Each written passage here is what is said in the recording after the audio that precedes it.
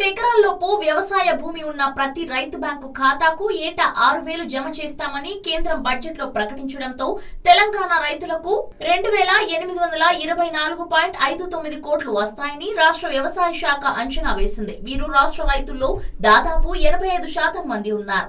కేంద్రం ఇచ్చే 6,000ను 3 దఫాలుగా 2,000 చొప్పున రైతు ఖాతాలో జమ చేస్తుంది. మొదటి విడతలో 2,000 చొప్పున మొత్తం 47.08 లక్షల మంది రైతులకు 941.53 కోట్లు జమ కానున్నాయి. ప్రస్తుత యాసంగి సీజన్ లో రైతు బంధు పథకం కింద 52 లక్షల మంది రైతులను అర్హులుగా రాష్ట్ర వ్యవసాయ శాఖ గుర్తించింది. వీరిలో 5 ఎకరాల్లోపు భూమి ఉన్నవారు 47.08 లక్షల మంది అని తేలింది. వీరందరి బ్యాంకు ఖాతాలకు కేంద్రం నుంచి వచ్చే ఆర్థిక సంవత్సరంలో మొత్తం 6,000 చొప్పున జమ చేస్తే 2,824.59 కోట్లు రాష్ట్ర రైతులకు వస్తాయని లెక్క కట్టింది. రాష్ట్ర ప్రభుత్వం ప్రస్తుత రబీలో మరో 4,000 రైతులకు అందజేసింది. రైతులు ఎంత భూమి ఉన్నా సరే ఎకరానికి ఏటా 8,000 చొప్పున రైతు బంధు పథకం కింద ఇస్తున్నారు. ఎన్నికల్లో గెలిస్తే రైతులందరికీ ఎకరానికి 10,000 ఇస్తామని తెరాస చెప్పింది.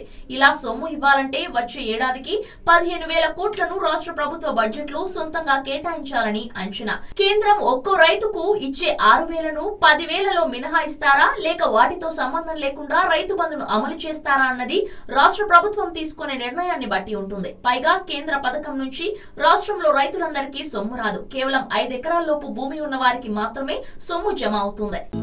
హలో, మిమ్మల్నే యోయో టీవీ యాప్ డౌన్లోడ్ చేసుకున్నారా? ఇంకా లేదా? మీ యాప్ స్టోర్ కి వెళ్ళి వెంటనే డౌన్లోడ్ చేసుకోండి.